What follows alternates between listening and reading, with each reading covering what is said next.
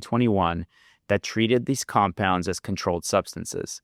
Those definitions got tied up in litigation and were blocked for many years, which is exactly why these products filled up the shelves in the first place.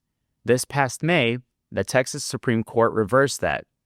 The agency published notices in July, and the definitions took effect July 31st. Old rules that were finally allowed to switch on. I'm explaining that because I want you to understand why nobody warned you. There was no signing ceremony of a bill, and there was no countdown for this to ever happen. One Friday, the inventory in a lot of Houston stores went from legal merchandise to contraband. Now, what specifically is affected? The compounds that are now controlled are the manufactured non-Delta 9 forms of THC, Delta 8, Delta 10, THCP, and the related isomers. Those are the ones that were being synthesized from hemp and sold as though if they were unregulated. And they are at the heart of this change. Here's what did not change, though. And this is the part I need you to hear clearly, because there's a lot of panic that isn't warranted.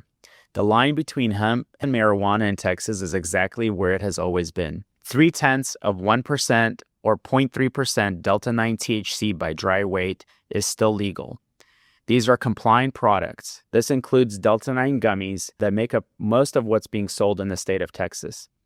Texas also did not touch its marijuana possession statute. That law is the same law that it was in June, with the same penalties, based on weight, the same way that it's worked for years. Before I move on to compassionate use and the use of marijuana for medical purposes, I think you need to understand that you're much better off right now possessing a small amount of marijuana under an ounce, which is still a misdemeanor, as opposed to carrying cartridges, which could carry felony penalties. Now, as far as compassionate use program, there are still patients who qualify through it.